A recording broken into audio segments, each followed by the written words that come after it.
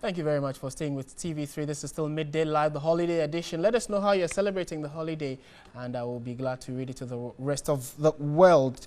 Okay, to business now. The Statistical Service says that Ghana's economy improved by 4% in the third quarter of 2016 compared to the same period in 2015, which recorded 3.5%. The services sector led growth at 4.7%. Released by the Ghana Statistical Service show agriculture recorded a growth of 2.3%, a dip from the 4.1% recorded in the second quarter, while the services sector recorded a 4.7% growth, also a dip from the 6% recorded in the second quarter.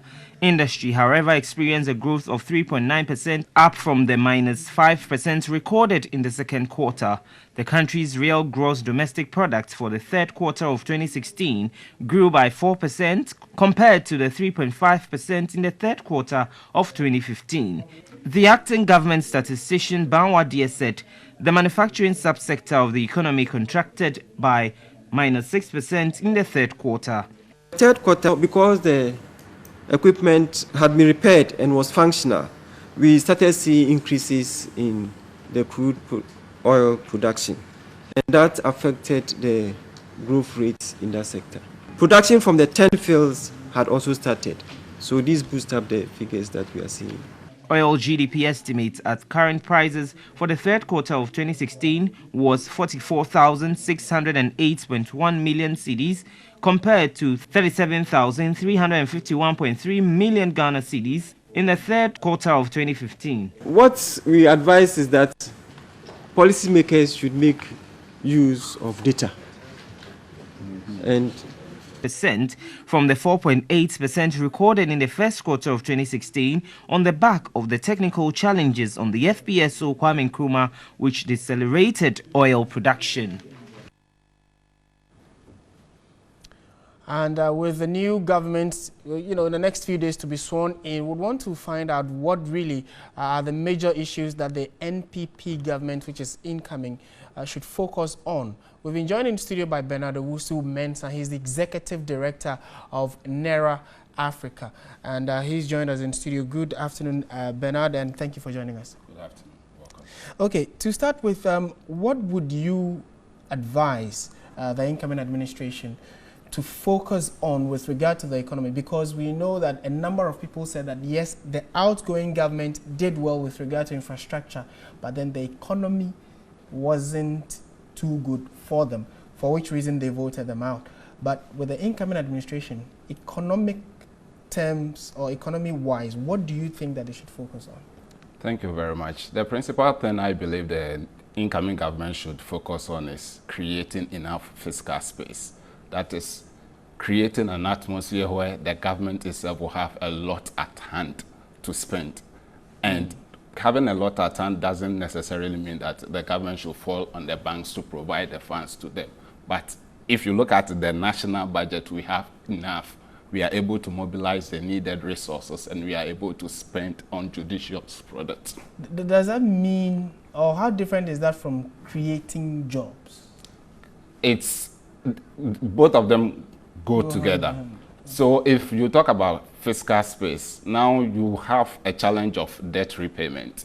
If you don't create enough fiscal space, you will not be able to finance your debt and make do your promises. So I believe that there are two things the government can look at. One, this is the time the government has enough goodwill. You have to conduct audits, previous debts. You can conduct audit on our debt profile, because there are some debts that may be questionable. There are some contracts that even if you are able to probe into the contract, now that you have goodwill, you'll be able to make renegotiation, or you'll be able to do recalibration. That is what the economists call it. If you do that, you go and you tackle the data, as the government statistician was saying, because there are a lot of people who are not paying the taxes. So if you are creating the fiscal space, you have to leverage on the importance of data so that you have a lot of people roped into the tax net and you get the resources you need. And I mean, this argument has always been sector driven. There are a lot of people, about 50%, more than 65% of the economy is driven by the informal sector. You have about 600,000 people that are government employed. So if you look at the whole population that are employed, you have about 2 million people. As are the statistics last year, you have about 4 million people not paying tax in Ghana. So technically, you have 2 million people paying tax, 4 million people not paying tax.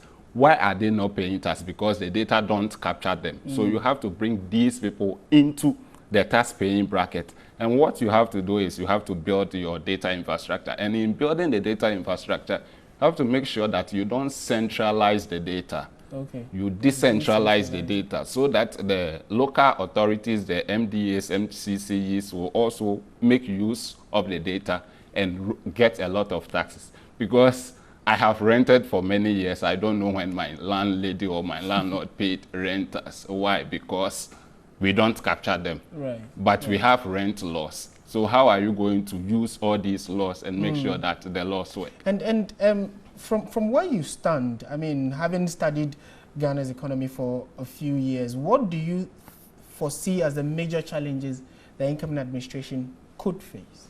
The major challenge I see the government will face is if they are conducting the audits and they don't take care, they will end up creating a lot of judgment debts. Because if you come and you are a little bit suspicious and you go into the business of canceling contracts and you don't take the due process, you will create enough problem at hand. So this is the time that you have to engage stakeholders, you engage your creditors, let them understand why you are doing anything that you want to do. You have the goodwill, the people support you. The approval rating is high when you get into the office at the initial stages. So you have to leverage that goodwill and make sure that your creditors buy into your vision. Let them understand the problem at hand, and you'll be good to go. Okay.